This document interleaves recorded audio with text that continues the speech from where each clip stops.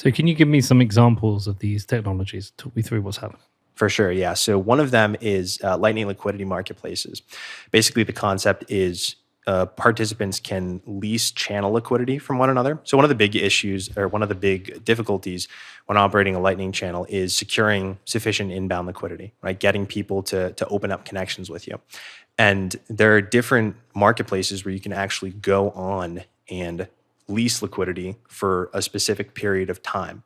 I'm not necessarily a technical expert, so I don't necessarily know the inner mechanisms. But what I do know is I'm that, with you there. yeah, if you're leasing channel liquidity for a predetermined period of time, that's akin to a traditional fixed income market, right? Where there's a specified rate of return, you both enter into a contract. And an example of one of those markets is Magma from Amboss Technologies. And basically, they're a open marketplace that allows node operators to go on, determine whether or not they want to, you can lease channel liquidity, or you can actually put your channel liquidity up for lease. And there are different participants on the network. And depending on your needs, right, if you want to become a more robust Lightning participant, or if you're a really good channel operator and you've got, or a node operator, you've got several channels and you want to lease some of that liquidity out to people who might need it, you can charge a rate for that, right? A rate of return. And these positive real interest rates that are emerging native to the Lightning Network are, ostensibly going to attract traditional financial market participants, right? There's this structural demand for cash flowing instruments all around the world. That's why you see US Treasuries being used as sort of like a base layer reserve asset.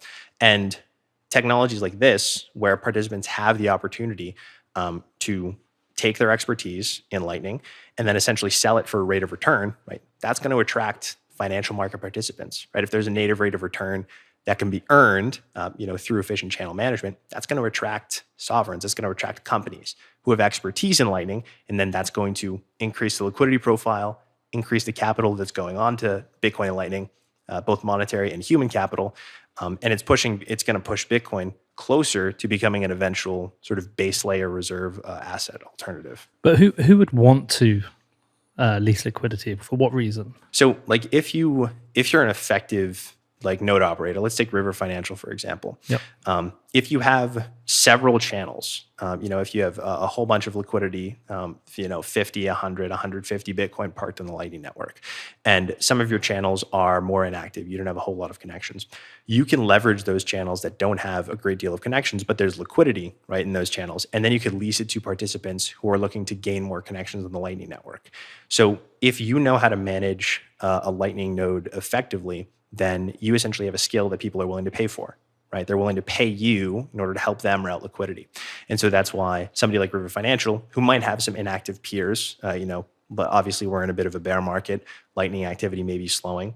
They have the ability to go onto a platform like this, and there are several other alternatives, and lease out some of that liquidity to participants who are willing to buy it and then build out their own channels. All right. The other thing that I've heard a lot about with the Lightning Network is Taro. I know that's been growing in interest. People have talked about stable coins on Taro. People have talked about other assets on Taro. How far are we at with that? What is the development been like? For sure. So Taro, they just released their first alpha code out to the public, and people are actually, developers are using it and experimenting with it. And essentially what Taro allows Bitcoin to do, and then eventually Lightning, as of right now, it's only native to it's only native to Bitcoin, is it allows issuers of assets to issue assets on the Bitcoin blockchain. So, people hear that, they think NFTs, they think all this other, garbage. In my mind, the concept of holding Bitcoin and dollars in the same wallet comes to mind. And I'm talking native wallets, right? Obviously, you have things like Strike where you can hold Bitcoin and dollars in the same API, but it's not the same wallet.